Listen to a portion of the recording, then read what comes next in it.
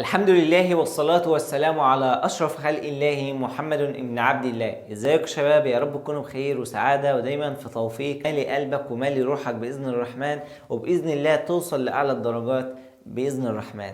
ربنا يرزقك فهم النبيين وحفظ المرسلين، ومتنساش كده اللايك والشير والحاجات الحلوة بتاعتكم. بداية كده يا شباب، احنا خلصنا الدعامة كاملة تمام، بس هل كده يا مستر هل كده يا مستر احنا خلصنا الدعامة؟ هل كده يا مستر ازاي اللي انا اقدر احدد الاطراف، ازاي اللي انا احسب كذا الاعداد الكلام ده كله؟ هقول لك لا يا سيدي، ان شاء الله بفضل من الرحمن بعد ما نخلص الحركة في النبات والحركة في الانسان باذن الرحمن هيكون في حصتين كمان غير الشرح بتاع الفصل.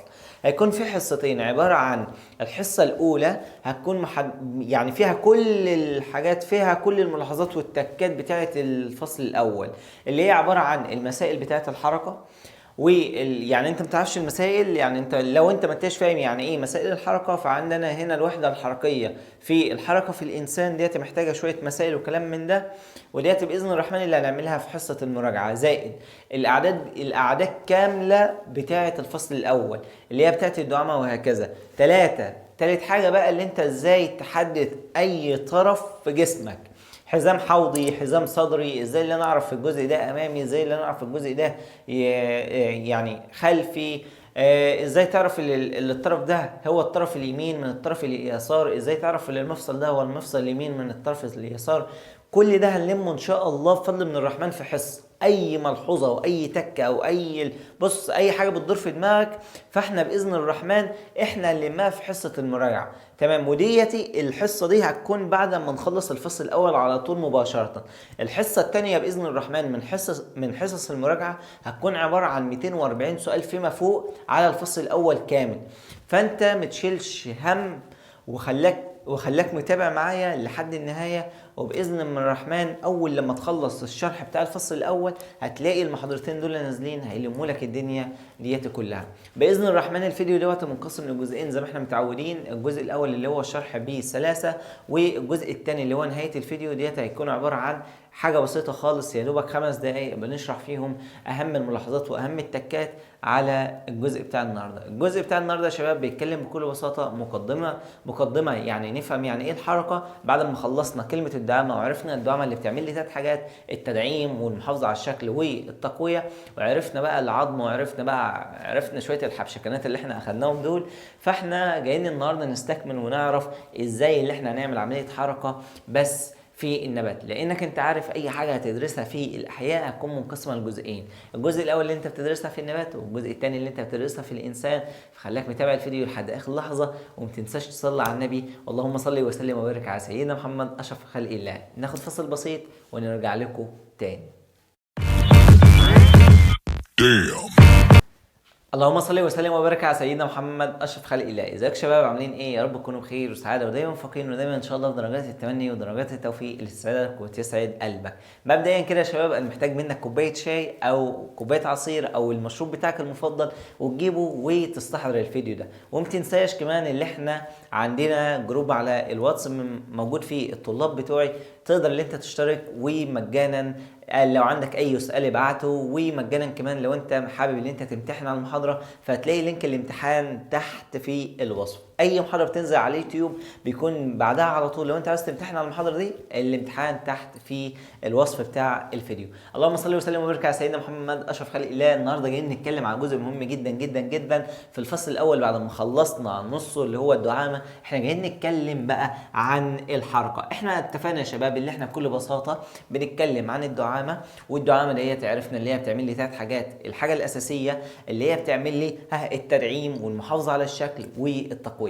النهارده جاي اقول لك انا بعد لما بعمل ال3 دول انا لازم اللي انا اعمل عمليه حركه. الحركه ديت عشان تميز لي الكائن الحي اللي قدامي، عشان تميز لي بكل بساطه يا شباب الكائن الحي او الانسان، او ازاي اللي انا بقى هحرك شويه العظام دول. ازاي بقى يا شباب؟ طبعا ده في الانسان، العظام دوت في الانسان، فازاي اللي انا هبدا اللي انا احرك العظام ده كله؟ فبقول ان الحركه هنا ظاهره بتميز جميع الكائنات الحيه. كل كائن حي وبيكون ليه حركه مختلفه. يعني بكل بساطه الحركه بتاعت الانسان غير بتاعة الحيوان غير بتاعة النبات. احنا جايين النهاردة نتعرف على الحركة، مقدمة الحركة، والحركة ديت محتاجة ايه عشان نبدأ اللي احنا يعني نحقق لها الشروط عشان نبدأ اللي احنا نحرك جسمنا تبعا ليها. وكمان محتاجين اللي احنا نستفهم او نستكمل الفيديو ده على الحركة في النبات، ونعرف انواع الحركة في النبات وازاي النبات بيعمل لي او بيحقق لي الحركة. صلى على الحبيب اللي على قلبك يا وتعالى نبدا. الحركه ديت زي ما انا قلت لك ظاهره بتميز جميع الكائنات الحيه، يعني مفيش كائن حي ما بيعملش حركه. كل كائن حي وبيتنقل من مكان لمكان. النبات بيعمل لي حركه برضه. الكائن الحي دوت يعني قلت لك بيتقسم لحاجتين، بيتقسم الكائن الحي ده للنبات وبيتقسم للحيوان. وعندي برضه الانسان، فالحيوان بيعمل لي حركه والانسان بيعمل لي حركه والنبات بيعمل لي حركه. فبقول ان الحركه ديتي ظاهره بتميز جميع الكائنات الحيه. يعني ايه ظاهره يا مستر؟ يعني انا مثلا بقوم بحركه معينه والنبات بيعمل لي حركه معينه والحيوان بيعمل لي حركه معينه، فانا ليه تميز في الحركه بتاعتي والنبات ليه تميز في الحركه بتاعته والحيوان ليه تميز في الحركه بتاعته. تمام. بتنشا ذاتيا نتيجه تعرض الكائن الحي دوتي لمؤثر ما. يعني ايه يا مستر بتنشا ذاتيا؟ يعني انت بكل بساطه انت لو قربت للبوتاجاز، داخل كده المطبخ ومقرب للبوتاجاز وحطيت ايدك على النار، ايه اللي هيحصل لك؟ هتعمل حركه لايدك، ما هي دي اسمها الحركه بقى. انت مثلا في كلب، الناس اللي بتخاف من الكلاب، الكلب ده بيجري وراك، هل انت هتفضل ثابت؟ لا، انت هتجري فيستنتج من ده الحركه. طيب انا عشان اقول يا مستر انا هتحرك، فممكن اللي انا اتحرك لا اما ايجابي لا اما سلبي. الحركه الايجابيه يا شباب يعني حركه انت اللي بتعملها، انت اللي مثلا رايح من مكان لمكان. يعني بكل بساطه انا بحرك ايدي من هنا لهنا، فدي حركه ايجابيه مفيش مؤثر بيأثر لي عليها. تمام. امال لو في مؤثر بقى زي مثلا حاجه هتضرني، فانا بعمل حركه سلبيه. زي مثلا لو جبت بولعه وولعت في ايدي فببعد ايديا على طول، فديت بكل بساطه بتبقى حركه سلبيه. يبقى تاني يا شباب مفهوم الحركه ظاهره تميز جميع الكائنات الحيه. يعني النبات ليه حركه، الانسان ليه حركه، والحيوان ليه حركه. تمام. طيب هل الحركه ديتي انا بعملها كده بالبركه وخلاص وبقول عليها حركه؟ قال لك لا، ده الحركه ديت هتنشا ذاتيا لما بنعرض الكائن الحي ده لمؤثر ما. زي مثلا لو بتكلم عن مؤثر سلبي مثلا شوك، انت مشيت على شوك فبتضطر ان انت تحرك رجلك بعيد عنه، فدلوقتي بيكون مؤثر سلبي. طب مؤثر ايجابي، مؤثر ايجابي زي لما انت بتتحرك من مكان لمكان اخر. تمام. طيب بيقول لي في كلتا الحالتين هو بيسبب لي الحركه. يعني سواء كان المؤثر الايجابي اللي عندك او المؤثر السلبي اللي هو اللي انت حصلت عليه، الاتنين بينشأ منهم كلمه الحركه. الحركه يعني ايه؟ يعني اللي بحرك جسمي من مكان لمكان. تمام. طيب بيقول لي والله انا عندي النمر ده جرى ورا الفريسه بتاعته، لما هو بيجري ناحيه ايه؟ هو اللي جاري بكيفه، فديت حركه ايجابيه هو اللي بينشأها. طب حركه الفريسه بتاعته، حركه الفريسه بتاعته ديت حركه سلبيه لانها هو بيجري ايجابي، يعني هو رايح يبحث عن الغذاء بتاعه. طيب الفريسه بتاعته، هل الفريسه بتاعته دي هتقف كده؟ هتقف تقول له لا تعالى كلني؟ لا، ده هي طبعا هتطلع تجري منه. فلما بتطلع تجري منه هي بتنشأ له حركه سلبيه، مؤثر سلب عليه. فبقول هنا حركه هنا حركه سلبيه. ليه؟ لانها عاوزه تبعد بعيد عن الحاجه اللي هتضرها. تمام. طيب انا عشان بقى يا شباب نحدد الحركه دي، قال لي والله الحركه في الكائنات الحيه منقسمه لثلاث حاجات. اول حاجه حركه دائبه او بسميها الحركه المستمره، وبكل بساطة عندي تاني حاجة الحركة الموضوعية، وديت بيتحرك من خلالها جزء من الكائن الحي. تمام. يبقى تاني أول حركة عندي اللي هي الحركة الدائبة، وديت حركة مستمرة في استمرار على طول ما بتقفش. تمام. امال الحركه الموضعيه يا مستر؟ الحركه الموضعيه جزء بسيط خالص من جسمي، زي مثلا وليكن الدم اللي في الجسم بتاعك، او اقول لك بلاش الدم، الرئتين، مش الرئتين دول جزء من جسمي، فدي تبقى اسميها حركه موضعيه لانها بتشمل جزء بسيط خالص من جسم الكائن الحي. تمام. طيب الحركه الكليه اللي انا بحرك جسمي من مكان لمكان. كل بقى الحركة الكلية يعني انا هحرك الجهاز بتاعك، يعني الجسم بتاعك كامل، الكائن الحي كامل، من مكان لمكان. تمام. طيب يبقى بكل بساطة الحركة الدائبة حركة بتحدث داخل كل خلية لاستمرار الأنشطة الحيوية، واحنا عارفين يعني ايه وانت عارف يعني ايه الانشطه الحيويه. يعني ايه انشطه حيويه يا مستر؟ يعني السبعه اللي احنا اخدناهم، الخمسه بتوع سنه تانية والاثنين اللي احنا بندرسهم في ثالثه ثانوي. الانشطه الحيويه ديت يعني ايه؟ يعني عمليه التغذيه، عمليه النقل، عمليه التنفس، عمليه الاحساس، عمليه الاخراج، وكمان احنا بندرس في سنه ثالثه عمليه التكاثر وعمليه الدعم والحركه. دمت الانشطه الحيويه اللي هينشئوا لي داخل الكائن الحي. تمام يا مستر. طيب الحركه الدائبه، الحركه الدائبه يا شباب هتحدث داخل كل خليه باستمرار عشان تعمل لي عمليه التغذيه، عشان تعمل لي عمليه النقل، عشان تعمل لي عمليه تنفس الخلايا، عشان تعمل لي عمليه الاخراج، عشان تعمل لي عمليه الاحساس. كل ده بيكون بكل بساطه باستمرار، ما ينفعش الخليه تقف. لو الخليه وقفت عن الحركه الدائبه والحركه المستمره دي خلاص الخليه تموت.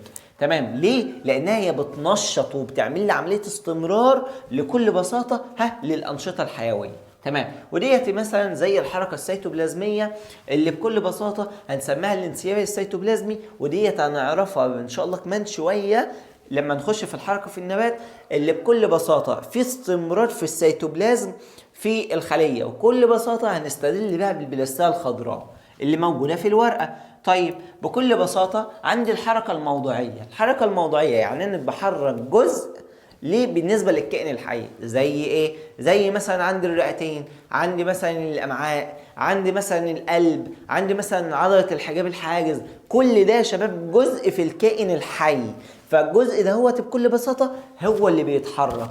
تمام. طيب عندي بعد كده يا شباب الحركه الكليه. الحركه الكليه ديت يا شباب يعني ايه؟ يعني اللي انا احرك الكائن الحي كله من مكان لمكان اخر، من مكان لمكان اخر. طيب دوت احنا بنحرك الكائن ليه بقى يا شباب من مكان لمكان اخر؟ هقول لك والله بكل بساطه ممكن اللي هو بحثا عن الغذاء. الفريسه اللي احنا لسه بنتكلم عليها دلوقتي اللي لما كان النمر بيجري ورا الفريسه بتاعته، فبكل بساطه عاوز يجري عشان خاطر اللي هو ياكل، فبنقول بحثا عن الغذاء. طيب تاني حاجه او ابتعاد عن الخطر، الفريسه بتاعته بتبعد عن الحاجه اللي جايه تاكلها ديتي. ليه؟ لانها بتبعد عن الخطر ده. او ثلاثه اللي هو سعيا وراء الجنس الاخر عشان يبدا اللي هو يعمل لي او يحقق لي شرط من شروط الانشطه الحيويه اللي هي بكل بساطه او عمليه من العمليات الحيويه اللي هي التكاثر. يبقى بكل بساطه عندي ثلاث انواع: الحركه الدائبه يعني الحركه المستمره اللي هتستمر في الانشطه الخلويه، في الانشطه الحيويه بتاعت الخليه عشان خاطر تخليها ايه؟ تخليها مستمره في اللي هي تكون يعني حيه وهكذا. طيب الحركه الموضعيه يعني جزء بسيط في الكائن الحي هو اللي يتحرك، زي مثلا الامعاء الدقيقه، زي مثلا مثلا الحجاب الحاجز، زي مثلا القلب، زي مثلا حركه الرئتين. الكلام ده كله بيكون جزء من الجسم فبنقول عليها حركه موضوعيه. تمام. طب الحركه الكليه يا مستر؟ الحركه الكليه اللي انا هاخد كائن حي هوديه لمكان تاني. طب ليه؟ لانها عاوز يبحث عن الغذاء او ابتعاد لخطر ما في بيئته، او سعيا وراء الجنس الاخر عشان يحقق لي عمليه من العمليات الحيويه اللي هي التكاثر. تمام. طيب بيقول لي النتيجه عن الحركه الكليه بتؤدي لزياده الانتشار الحيوان، بالاخص لو كانت الوسيله ديت بتاعت الحركه القويه وسريعه. يعني بكل بساطه انا لما كائن حي يروح لمكان تاني بيحقق لي الثلاث شروط دول، ومن اهمها اللي هو سعي وراء الجنس الاخر، فبيعمل لي تكاثر، فبيوسع لي دايره الانتشار. بدل ما هم 2 خلاص بقوا 4 بقوا 6 بقوا 8 هكذا بيزيدوا، فبيزودوا لي دايره الانتشار. طيب انا عشان يا شباب اعمل الحركه انا محتاج بكل بساطه شويه شروط. الشرط الاول اللي لازم يكون عندي هيكل صلب، هيكل قادر اللي هو يتحرك لي. وديت بكل بساطه الهيكل الصلب هيحتاج الحاجه اللي تحركه اللي هي هتكون في الانسان العضلات. طيب انا يا مستر محتاج العضلات ليه؟ هقول لك والله بكل بساطه عشان خاطر الجهاز العصبي يبعت اشارات للعضلات، فالعضلات تحرك لي العظام، فبكل بساطه تعمل لي الحركه. تتيح لي الحركه. فبقول لك اول حاجه من شروط الحركه وحفظ التوازن بتاع الجسم، اول حاجه وجود هيكل صلب. الهيكل الصلب ده بيتصل بعضلات، العضلات ديت هتجيب لي اشارات منين؟ من الجهاز العصبي. طيب لما تجيب لي اشارات من الجهاز العصبي، الجهاز العصبي يبدا اللي هو يديها اشارات للعضلات، والعضلات تحرك لي الهيكل الصلب ده عشان يعمل لي الحركه. طيب لازم شرط اللي يكون الهيكل ده عباره عن قطع بتتصل اتصال مفصلي. يعني ايه اتصال مفصلي؟ يعني بكل بساطه زي لما اخذنا العمود الفقري قلنا اللي فيه فقرات متمفصله وفقرات ملتحمه، فكنا بنقول الفقرات المتمفصله ديتي بتتيح الحركه. تمام كده. او زي ايدي مثلا، ما ينفعش اللي ايدي ديت كلها تبقى عظمه واحده، مش هقدر ان انا اكون مفصل، فكل حاجه بقول بتتكون مفصليا. تمام. فقلنا اول حاجه لازم يكون فيه هيكل صلب، والهيكل الصلب ده يكون متصل بالعضلات عشان يتيح الحركه. تاني حاجه يا شباب اللي يكون الهيكل ده من قطع بتتصل ببعضها اتصال مفصلي، ولازم يكون وجود المفاصل دهيت عشان تتيح حركه العظام، زي مفصل الركبه، مفصل الكوع، مفصل الفخذ، مفصل العضد، هكذا عشان خاطر اللي هي تعمل لي ايه يا شباب؟ تعمل لي الحركه. تمام. يبقى بكل بساطة عرفنا كده اللي فيه 3 أنواع من الحركة: الحركة الدائبة والحركة الموضعية والحركة الكلية. طب يعني إيه حركة يا مستر؟ قلت لك ظاهرة بتميز جميع الكائنات الحية، وهي بتنشأ ذاتيا نتيجة تعرض الكائن الحي ده لمؤثر ما، سواء كان إيجابي أو سلبي. وعرفت يعني إيه إيجابي وعرفت يعني إيه سلبي. صلي بقى على الحبيب كده عشان قلبك يطيب. انا بقى محتاج اعرف اللي الهيكل الصلب ده هيكون عبارة عن ايه. قال لي والله الهيكل ده ممكن يكون خارجي وممكن يكون هيكل داخلي. خارجي زي المفصليات، زي الجمبري. لو جيت تبص على الجمبري كده وانت بتمسكه فبتحس بيه، بتحس ان الهيكل بتاعه خارجي، تحس اللي فيه حاجه شديده من بره، فالشديه من بره ديت هي الهيكل بتاعه اللي هيعمل له الحركه او اللي هينتج من خلالها الحركه بتاعته.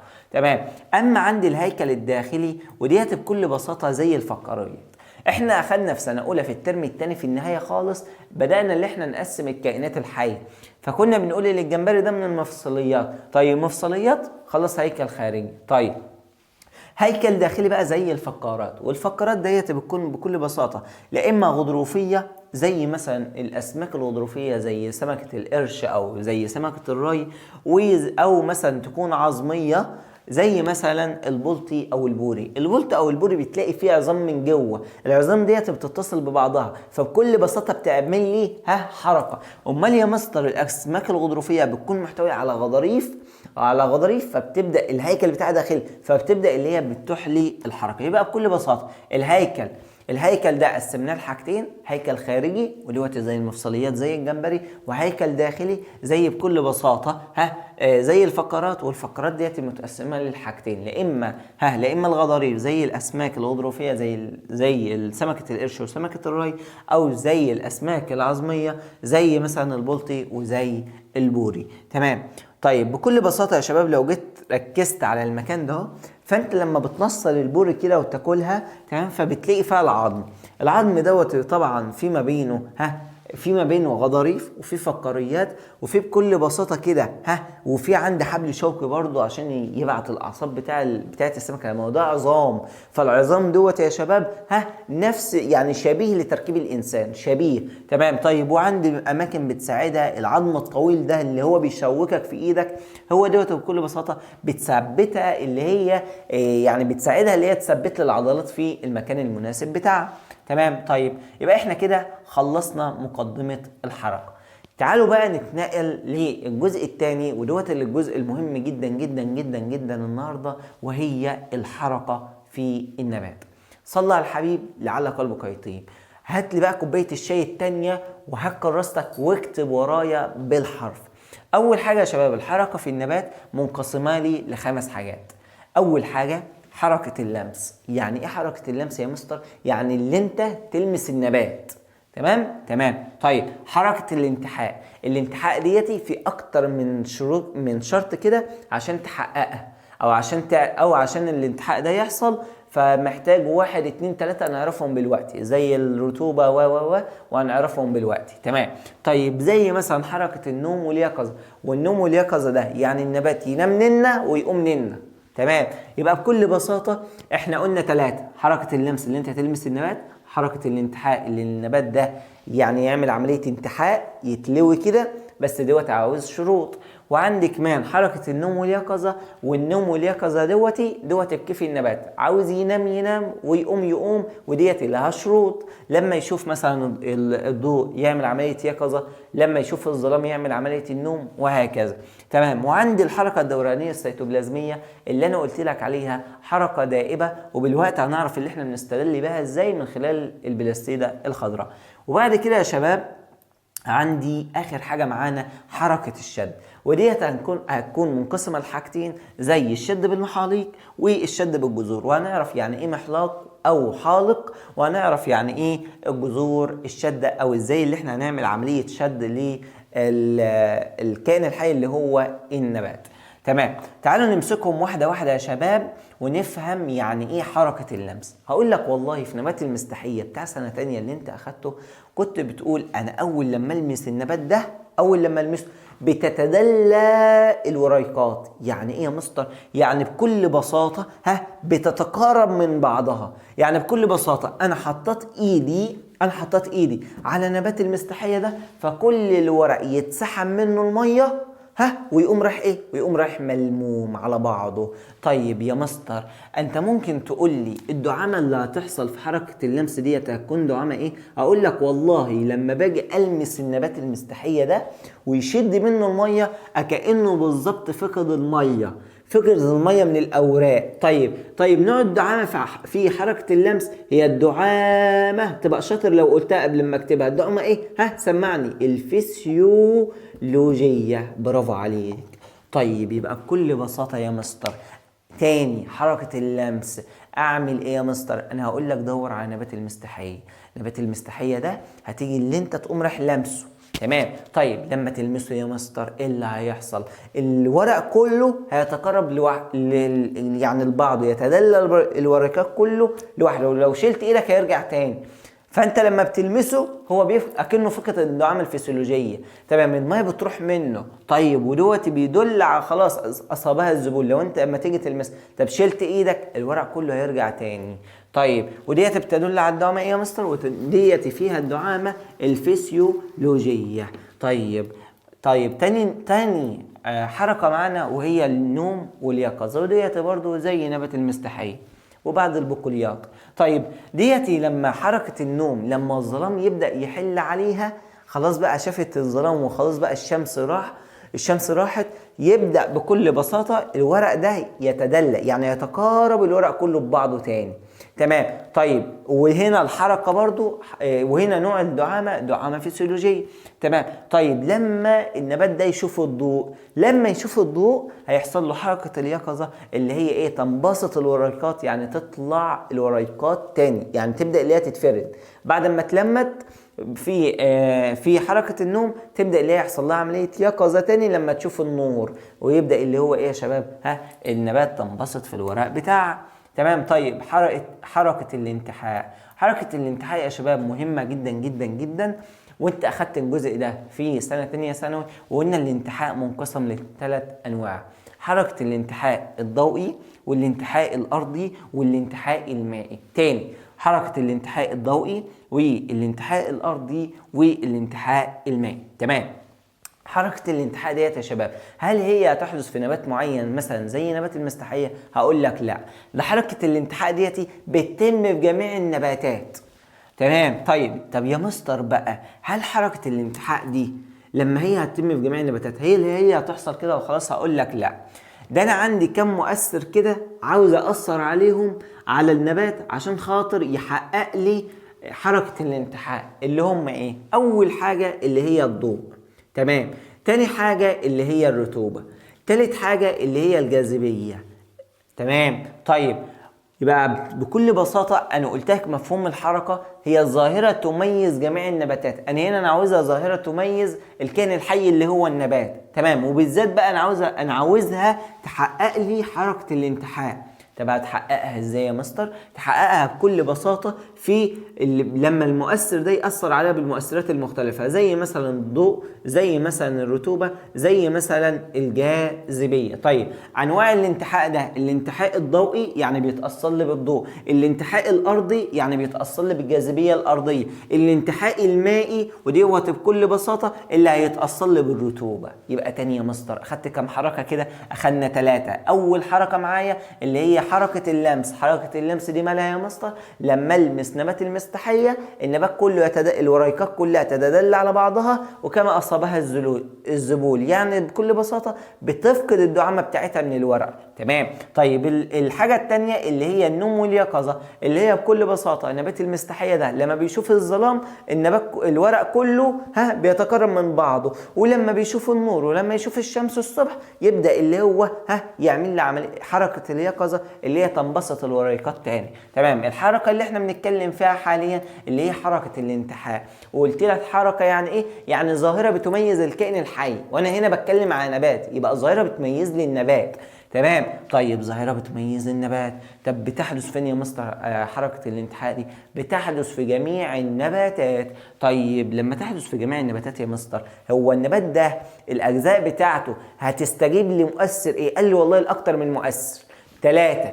اول حاجه الضوء، تاني حاجه الجاذبيه الارضيه، تالت حاجه يا شباب اللي هي بكل بساطه الانتحاء المائي، ودوت بكل بساطه اللي هيتاثر بايه يا شباب؟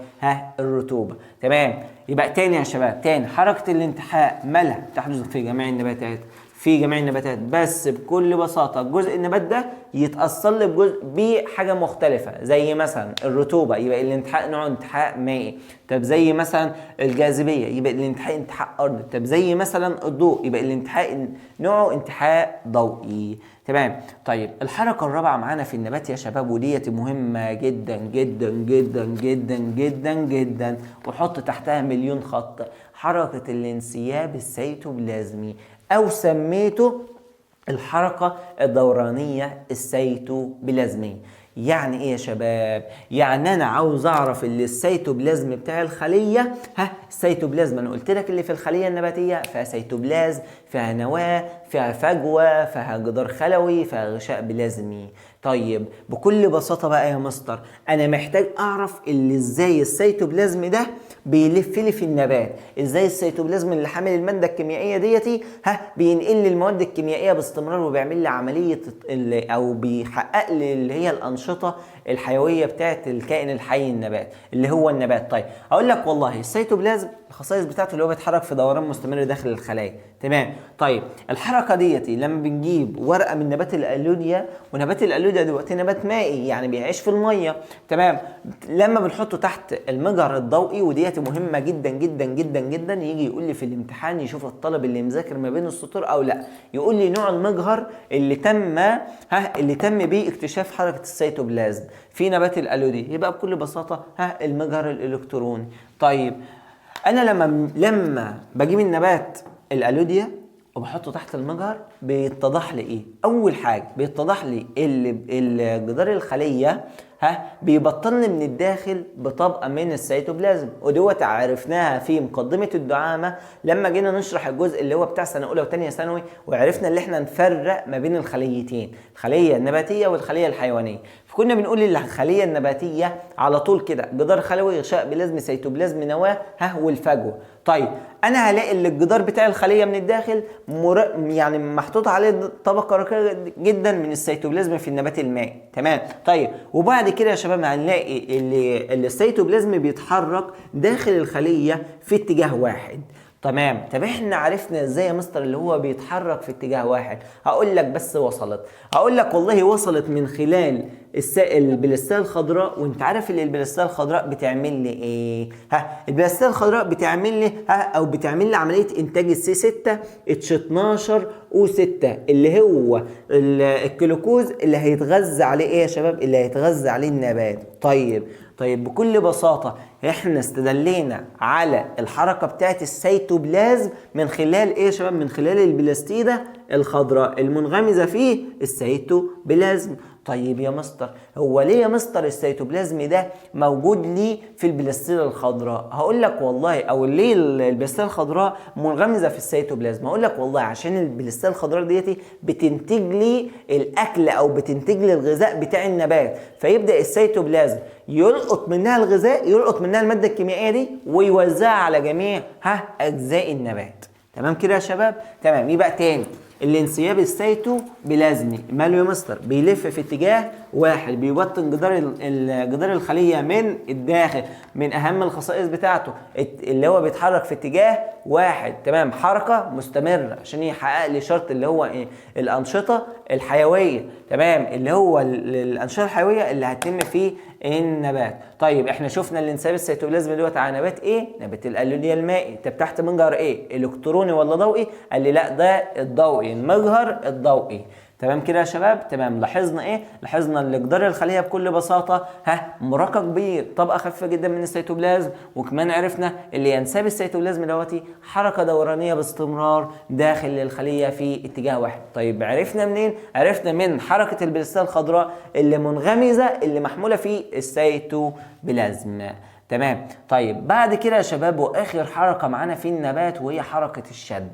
يعني ايه بقى حركة الشد؟ يعني بكل بساطة حاجة بتشد في حاجة، يعني عشان تكون لي تعمل لي حركة، وفي حاجة تانية بتبدأ اللي هي تنزل تحت الأرض فبتحتاج إلى حركة شد. فدوت النوعين بتوع الحركة، حركة الشد بالمحاليق وحركة الشد بالجذور الشدة، ودوت كل واحدة نعرفها يعني ايه. تمام. قال لي والله في النباتات المتسلقة بيظهر لي كده جزء فيها ضعيف، يعني ضعيف كده، ما فيهوش دعامه تركيبيه الى حد ما، فبيقوم رايح محتاج لي دعامه، يحتاج لي لدعامه يبدا اللي هو يتقوى عليه.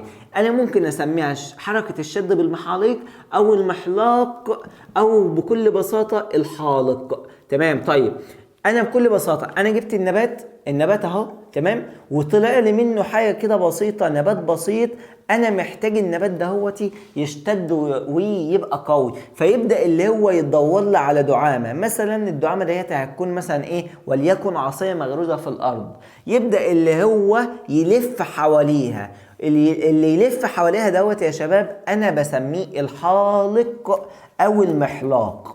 تمام. بيلف حوالين مين يا شباب؟ بيلف حوالين العصايه دهيتي، والعصايه ديتي انا هسميها بكل بساطه الدعامه.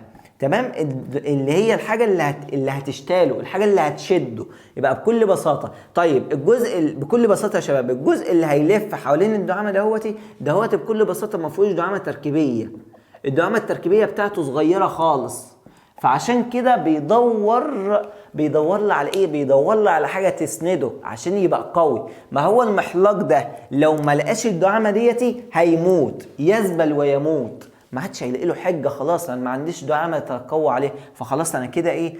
انا كده هموت. تمام. طيب يبقى بكل بساطه حركه الشد بالمحاليق موجوده في الصيغان الضعيفه المتسلقه، زي مثلا البسله، زي العنب، زي البطاطا. في الثلاث حاجات دول انا بكل بساطه بنشا فيها حركه الشد بالمحاليق. طب ازاي يا مستر حركه الشد بالمحاليق؟ هقول لك المحلاق بيلتف حوالين الدعامه عشان خاطر اللي هو يبقى قوي وبيشتد. طيب الجزء اللي هيلف حوالين الدعامه ده يا مستر اللي هو الحلق او المحلاق ماله؟ هقول لك فاقد الدعامه التركيبيه بتاعته، لان لو في دعامه تركيبيه كان زمانته صلب وقوي. يعني بكل بساطه بدا اللي هو يلتف، بدا ما كانش يحتاج خالص، ما كانش يحتاج لدعامه. امال بدل لف لي يا مستر حوالين الدعامه، يبقى بكل بساطه الدعامه التركيبيه بتاعته ضعيفه.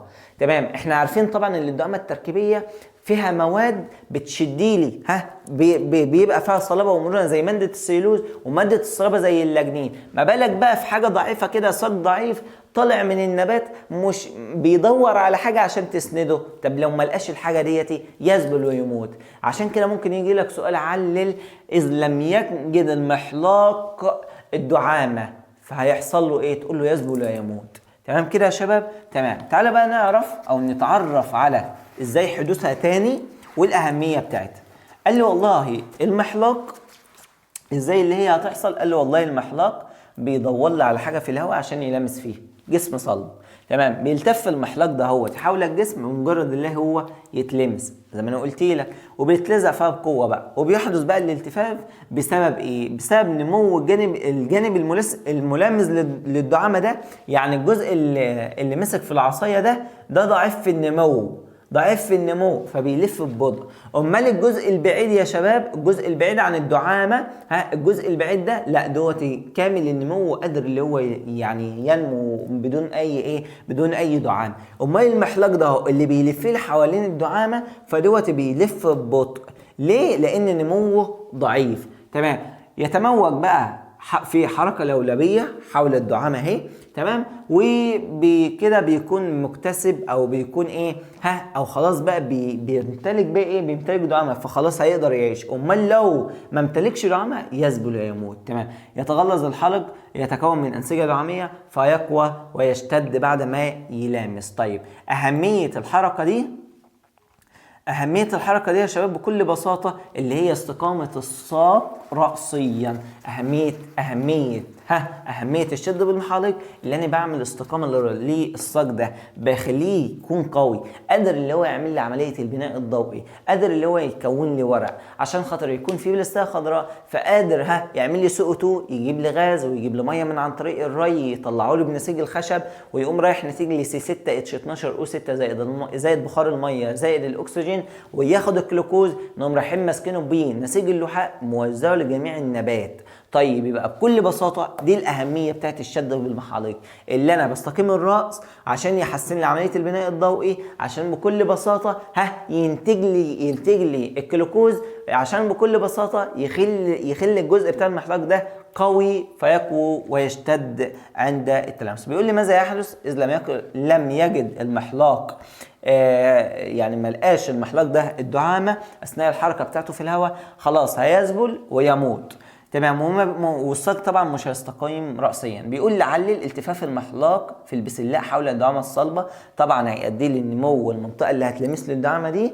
تمام.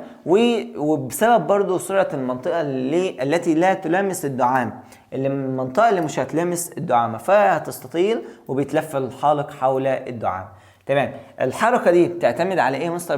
بتعتمد على الاسموزيه اللي هي حركه الميه، وديت بكل بساطه زي مثلا الحركه السريعه زي حركه اللمس وحركه النوم واليقظه، وديت اللي بيعتمدوا على حركه الميه السريعه، اللي انا فكره اللي انا هشيل الميه من الورقه عشان خاطر الورق ده يتدل على بعضه زي ما في حركه اللمس، واثناء لما يحل الظلام اشيل الميه من الورق عشان خاطر بكل بساطه عشان خاطر اللي اللي الورق كله يتلمل على بعضه. طيب واثناء النوم ادي الميه دي تاني الورق كله يتفرد تاني. طيب انا بكل بساطه يا شباب كنا اخدنا في سنه تانية حاجه اسمها الانتفاخات والاوراق والمحاور. الانتفاخات يا شباب، الانتفاخات والاوراق بكل بساطه دول اللي هيتاثروا بالميه.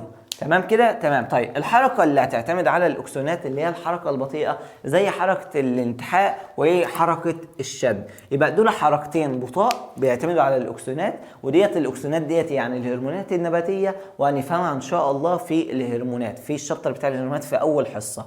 طيب اما الحركه السريعه هي الحركه اللي هيكون فيها ميه. امال مثلا اللي هي الاكسونات اللي هي بكل بساطه الهرمونات النباتيه، فاحنا هنعرف المكان اللي فيه اكسونات كتير واللي فيه اكسونات قليله، وانهي المكان اللي بينمو فيه بسرعه وانهي المكان اللي بينمو فيه قليل. تمام كده. تمام. طيب احنا عرفنا حركه سريعه بتعتمد على الاسموزيه، وحركه بتعتمد على الاكسونات وبتكون حركه بطيئه دي انتحاء وشد اللي هي حركه الاكسونات وبتكون بطيئه. اما الحركه اللي بتعتمد على ميه فبتكون بكل بساطه سريعه زي اللمس وزي النوم واليقظه. اخر حاجه معانا يا شباب النهارده وهي حركه الشد بالجذور الشاده. تمام. يعني بكل بساطه انا بجيب بصله هي زي البصله والكرومات، انا هجيب بصله بقى وازرعها. انت لو حطيتها في شويه التراب او شويه الشرب او التربه حطيتها على الفتره هتلاقي البصله كل ماده بتتسحب لتحت. انا هنا ما بسحبش الجذور بس، ده انا بسحب الكائن النبات ده كله ببعضه لتحت. طيب انا بسحبه لتحت ليه؟ عشان يعمل لي عمليه نمو، عشان بكل بساطه يحمي لي النبات، يدعم لي النبات، يطلع لي، يامن لي الاجزاء اللي طالعه، يضمن اللي هي هتطلع لي بسهوله وبطريقه مباشره. فبقول لي بكل بساطه ازاي اللي هي هتحدث؟ هتتقلص الجذور دي فتشتد النبات، تتقلص يعني هتقوى فبتتشد لتحت، تتشد لتحت بكل بساطه، النبات كله ينزل لتحت. ولما بتهبط بقى الكرومه لاول بصل المستوى الطبيعي بتاعها، تبدا اللي هي تعمل لي ايه؟ انتاج بقى للثمار بتاعها. طيب الاهميه بتاعتها اللي هي السقانه الارضيه، انا عاوزها مخزنه تحت سطح التربه، وبكل بساطه عشان تعمل لي التدعيم وتعمل لي تامين للاجزاء بتاعته. لو جينا نبص الرسمه دي، فنلاقي ادي البذره بدات اللي انا اشدها لتحت مع الوقت لحد لما نزلت لتحت اتقلصت الجذور. لما اتقلصت شدت النبات خلته في مستوى طبيعي عشان يعمل لي عمليه التدعيم ويحافظ لي على شكله ويقويه، وكمان يعمل لي عمليه التامين للاجزاء بتاعته. تمام يا شباب؟ تمام. زي البصل وزي الكرومات وزي الزنجبيل، الثلاثه دوتي من السقان الارضيه المخزنه، يعني حركه شد بالجذور الشده. تمام كده يا شباب؟ تمام. اظن كده الحمد لله فضل من ربنا خلصنا الحركه في النبات. صلى على الحبيب قلبك يطيب. رايح فين؟ ده لسه بقيه الفيديو باذن الرحمن، اهم الملاحظات واهم التكات على الحركه في النبات. ان شاء الله الفيديو الجاي الحركه في الانسان. تمام؟ بس ما تسيبش الفيديو. صلى على الحبيب قلبك يطيب.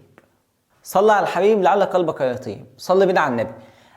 اهم تكه بقى معانا يا شباب، اهم التكات ان شاء الله هنذكرها دلوقتي في الحركه في النبات. قال لي والله يتميز نبات المستحيه، اول حاجه اتفقنا اللي هو بيتميز باللمس، وبيتميز كمان بالنوم واليقظه، وكمان احنا قلنا في حركه الانتحاء اللي هي شامله جميع النباتات. يبقى بكل بساطه نبات المستحيه شامل النوم واليقظه، وشامل كمان الانتحاء، وشامل كمان حركه اللمس. تمام. التركيب النباتي الذي تعمل المحاليق والجذور الشده اللي بتعمل عليه او بتشتغل عليه هو الصاج. زي بكل بساطه قلت لك لما الحركه لما جيت اتكلم في الحركه في المحاليق، قلت لك بكل بساطه لما المحلق هيلف حوالين الدعامه الساق هيقوى ويشتد. تمام. وزي ما قلت لك بكل بساطه في الجذور الشاده، لما تهبط الثمره للمستوى الطبيعي تحت سطح التربه، الساق بكل بساطه يطلع كويس واخد الدعامه بتاعته. طيب نوع الدعامه المسؤوله عن حركه اللمس والنوم واليقظه هي دعامه فسيولوجيه، لانها قلنا بكل بساطه اللي هي حركه سريعه، وهنا بتقول وقلنا كمان اللي فيها حركه الميه. تمام. واللي هي بكل بساطه بتعتمد على الاسموزيه. نوع الحركه في نبات المستحيه تكون حركه موضعيه طبعا، عشان بكل بساطه انا بعمل جزء من النبات اللي بيتحرك. يعني معنى كده الانتحاء واللمس وحركه النوم واليقظه بتكون حركه موضعيه، لان انا باثر بس على الورقه، والورقه ديت بكل بساطه الورقه والانتفاخات جزء من النبات. تمام كده يا شباب؟ تمام. طيب بعد كده يا شباب بنقول نوع الدعامه في الانتحاء دعامه تركيبيه. طيب اشمعنى يا مستر؟ اقول لك والله بكل بساطه دعامه تركيبيه عشان الجزء المتنحي اللي هيتثبت على الشكل اللي هنتنحى عليه، اللي هو الشكل اللي هيتلوح ده، بكل بساطه بتبقى حاجه ثابته في النبات. فبكل بساطه انا محتاج هنا تركيب، فالتركيب دوت بيعتمد على الدعامه التركيبيه على مثلا الصلابه والقوه اللي هو ماده اللاجنين وماده السيلوز. طيب نوع الحركه اللي هيتحرك بها الحالق جزء النبات بتكون طبعا حركه موضعيه، جزء بسيط خالص هو اللي بيتحرك، هو اللي عاوز الدعامه دي. تمام. نوع الدعامه الموجوده فيه حركه المحلاق دعامه تركيبيه، عشان بكل بساطه انا عندي الانسجه الدعاميه. طيب في حركه المحلاق خلي بالك. طيب بعد كده بنقول نوع الحركه اللي بتتحرك بها الجذور الشاده حركه موضعيه. طيب عشان جزء من النبات هو اللي بيتحرك. نوع الدعامه اللي في حركه الشد بالجذور دعامه تركيبيه. طيب اللي هتتحرك نوع الحركه عندما تتحرك الجذور الشاده، اني هنا بحرك جزء فبقول عليها حركه موضعيه. نوع الدعامه اللي موجوده في حركه الشد في الجذور ديت دعامه تركيبيه. تمام. لان هنا بتعمل لي عمليه حمايه وتامين. الجذور الشاده بتشد لي ايه؟ بتشد لي الابصال والكرومات، وما بتشدش الجذور نفسها، بتشد الكرومه ذات نفسها او البصله ذات نفسها. الحركة الكلية بتميز لي الحيوان عن النبات طبعا، لان احنا بنتحرك من مكان لمكان. ان امال النبات لو اتحرك فبيتحرك يعني حركة بسيطة. امال احنا كإنسان مثلا او الحيوان بيتحرك من مكان لمكان. طيب الحركة الدورانية السيتوبلازمية بتعتبر حركة دائبة أو مستمرة، لأن بكل بساطة بتحدث في جميع الخلايا النباتية، لأنها محتاجة اللي هي تنشط لي الأنشطة الحيوية اللي هم السبعة ما تنساهمش، اللي هم إيه؟ التغذية والنقل والتنفس والإحساس والإخراج وكمان عندي الدعامة والحركة، وكمان عندي التكاثر. أنا عندي هنا عاوز أعمل الأنشطة الحيوية ديتي أو العمليات الحيوية للنبات، فأنا محتاج حركة مستمرة عشان خاطر النبات يفضل حي. تمام. حركة الانتحاء بتحدث في جميع النباتات بشرط اختلاف المؤثر. طيب بكل بساطة بشرط اختلاف المؤثر يعني ايه؟ يعني انا قلت لك اللي في الانتحاء ده في انتحاء مائي واللي بيأثر في الرطوبة، قلنا في انتحاء الارض وقلنا اللي بيأثر فيه الجاذبية. تمام كده؟ تمام. وقلنا كمان في هما 3 انواع، وقلنا في كمان الانتحاء الارضي اللي بيأثر لي فيه الجاذبية. طيب بعد كده بنقول التفاف المحلاق حول النبات المتسلق حول الدعامة، يعني دوت بيديني شدة الساق بتاع النبات في اتجاه الدعامة الأعلى. يعني الحركة اللولبية اللي هتحصل للمحلاق فهي بتلف على الدعامة لفوق مش لتحت. تمام. طيب بيقول لي حركة الشد رأسيا لأعلى في المحالق بيحتاج دعامة صلبة، بيحتاج دعامة شد لجذور عشان بكل بساطة يشد لي الكرمة دي لتحت. حركة المؤثر اللي على المحلاق طبعا اللي هو اللمس عشان يلمس لي الدعامة ديتي. تمام. ولو قلنا مثلا المادة الكيميائية اللي هتأثر على حركة المحارق هي الأكسونات أو الهرمونات النباتية، وديت اللي إن شاء الله هنفهمها كويس جدا جدا جدا جدا في الهرمونات النباتية. اللهم لك الحمد ولك الشكر. كده خلصنا الحركة في النبات. إن شاء الله الفيديو الجاي بداية الحركة في الإنسان، وإزاي بقى العضلات بقى بتنقبض وتنبسط والكلام ده كله. صلى على الحبيب لعل قلبك يطيب. ما تنساش حصصنا على اليوتيوب يوم الجمعة والثلاث بإذن الرحمن. اللهم صل وسلم وبارك على سيدنا محمد، وأشوفكم على خير بإذن الله، والسلام عليكم ورحمة الله وبركاته.